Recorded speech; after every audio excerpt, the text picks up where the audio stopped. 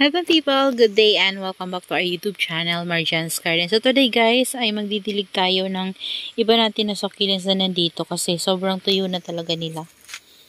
Ayan, lalo na yung mga leaf propagation ko guys na tinanim. Ayan, ito oh.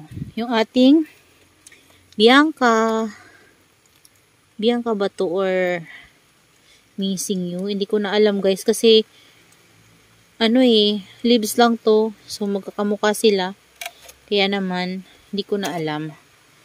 Ayan, ito din guys, diligin ko. Ayan. Gusto ko sana itong iripat sa small pot. Kaso lang, tinatamad pa ako guys. Tinatamad pa ako na galawin sila. Ito na guys yung kinat ko before. Ayan na siya.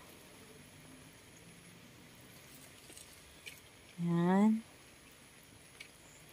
Tapos, ano pa ba yung didiligin natin? Sin pa? Ito, to. Yan.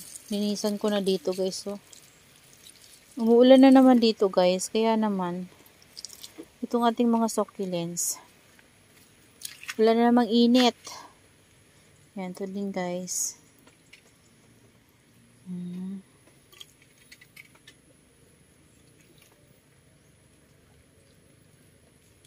Kailangan nating diligin yung masok sila guys para hindi sila mauhaw. Ayan, ito din guys. Ayan, tapos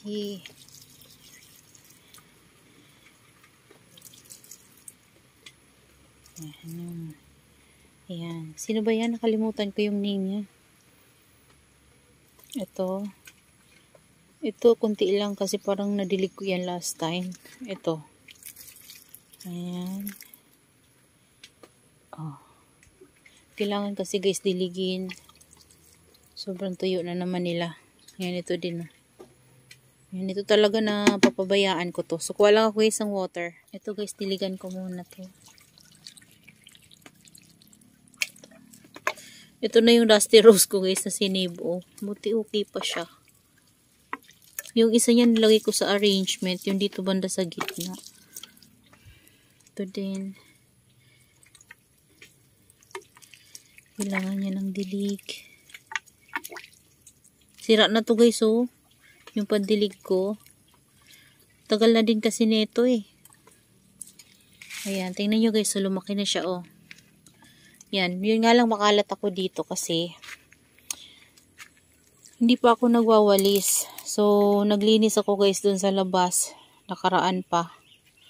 Nagdamo ako. So, dito. Hindi pa ako nagwawalis sa loob. Wala kasi guys time. So, kapag nagkaroon man ng time, ito, nagdidilig-dilig ako sa kanila. Kasi sa dami nila guys, kailangan talaga na madiligan sila. Ito, kailangan na din ang dilig. Si Black Prince. Makulimlim ngayon. Tanghali ngayon guys.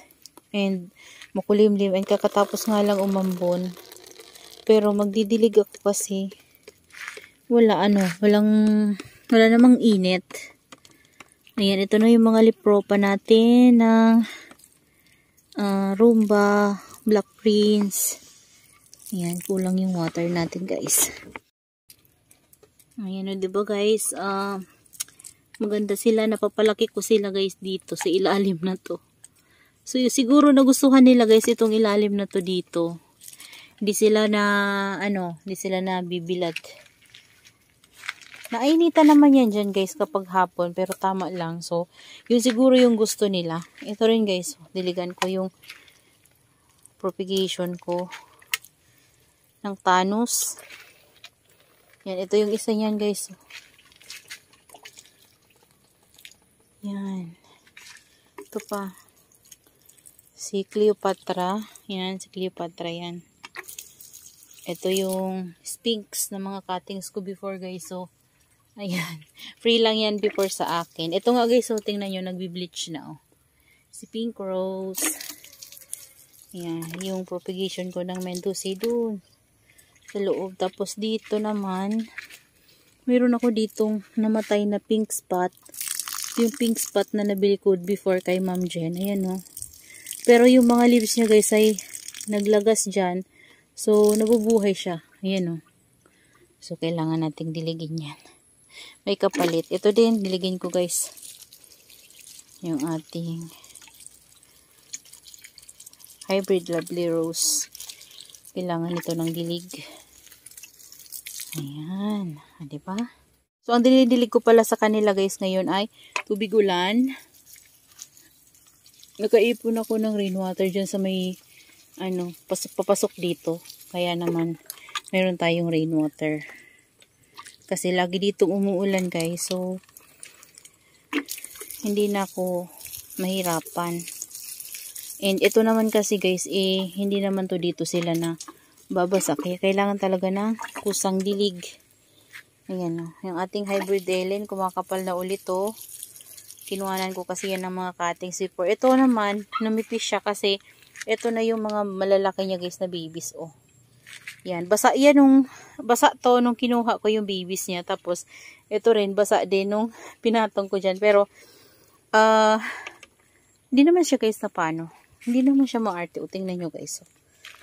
Diba? Pero hindi ko pa rin yan guys didiligan. So, natuyo na yung top ng kanilang soil.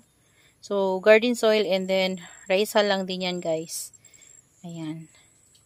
So, yan sila. Ito na yung Ellen ko guys na galing kay Igor's Succulent Corner. Ayan. Kung naalala nyo, meron siyang mga dito before. So, ginawa ko, kinat ko siya para magkaroon siya ng mga babies. Kasi matatanda na siya. Tapos, medyo mga payat to. So, ngayon, tumaba siya guys. Pero, naging green naman siya kasi wala nang sunlight dito. Pero, ayan guys, meron ng mga pops, lumalaki na yung mga pinagpugutan natin. O, diba? So, hayaan ko na to guys mag-trail. Ayan, siguro kukuhanan ko pa rin siya ng cuttings para mas dumami pa yung branches niya. Mas maganda kasi guys kapag marami yung branches. O, diba? Yan sila. Ito yung lip propagation ko guys ng variegated Tinkerbell. Lumalaki na sila guys. Yan. Yung iba, hindi variegated yung lumalabas. Yung iba naman ay variegated. May full bar nga eh. Dito ko nga to sa kabila. Hirap dito. Masasagi ko yung farina ni Laura. Ito, niripat ko to guys. Bali, ito pa rin yung pot niya. So, malaki kasi tong pot na to. And then, ang ginawa ko sa kanya kasi guys, ay nag-add ako ng garden soil. Kaya, ayan. Panibagong tanim sa kanyang lumang pot din. Yan, same pot, pero same pot, same din ng soil mix guys. Pero pero nag-add lang ako sa kanya ng garden soil and then fresh na rice hull. Same dito sa ating lutus. Ayan, then ito. Yung isa nito guys ay nakikita ko panaymashi. Bali dalawa pala yun. Yung dalawang ganito ko na malaki. Panaymashi siya. So, tinanggal ko na lang. Tinanggal ko lahat ng roots. So, nandito siya. Hindi ko na sa inyo napakita. Ito, ang laki niya. Tapos, yung isa naman, ayan o. Oh. Kasi panay ganito guys yung leaves niya o. Hindi ko naman siya dinidiligan na. Ayan o. Pero, panay ganito yung leaves niya. So, para hindi siya lumala, inaprot ko na lang. And then, nilagay ko dyan and inano ko siya ng DE powder. Ano ba tawag doon? Nilagyan ko ng DE powder para ma-dry yung kanyang mga basa na area. Ayun. Tapos, yung isa naman guys, akala ko mamamatay na. Ito, kumunti na yung leaves niya dito na side kasi meron na pala siya dyan guys, tama ng fungus. So, ginawa ko, inaprot ko na lang din. Ayan o, may mealybugs na guys oh. Ayan o. Yan talaga problema ko guys kapag nag-i-air dry ako. Pinupuntahan siya ng mealybugs. Oh, nalaglag na isang leaves oh. Ayun o. Sana, ayun. Ito siya guys oh. Ginawa ko, nilinis ko siya. After ko siyang malinis, nilagyan ko siya ng tango. And feeling ko naman guys, hindi na siya tumuloy oh. Okay na siya. So, kaso lang, hindi na pantay. Ito kasi malaki to, oh, dito banda. So, malaki kasi to. Tatlo to na malalaki. Ayan, oh. So, dito, ini-air dry ko lang muna siya, guys.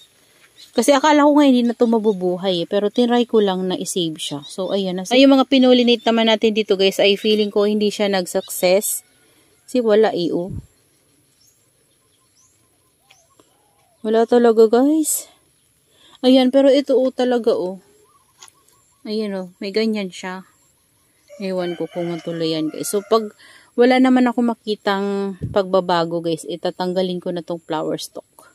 And ito, ipopropagate ko guys yung mga leaves sa kanyang flower stalk. Yan.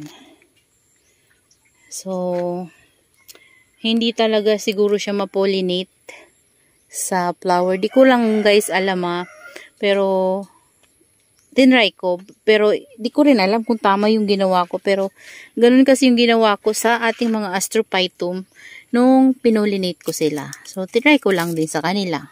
So, dahil hindi nag-work, hindi na tayo uulit nun. Kasi hindi nag-work eh. Ito yung ano ko guys, oh. Old blue. Ang ganda niya, no? Ganyan yung kay Sis Jamaica. So, nag-mine ako yan kay Ma'am Connie before kasi nakita ko siya kay Sis Jamaica. Ang ganda nung ganyan ni Sis Jamaica. Kahit maliit lang siya pero ang ganda niya, mafarina. So, para siyang may kamukha siya eh. Basta nakalimutan ko yung kamukha niya. Parang si Marson yung kamukha niya. Yun, si Marson. Ito nga oh, sobrang laki na guys. Oh.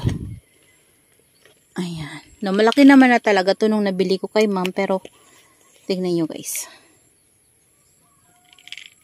Tapos yung layer ng leaves niya.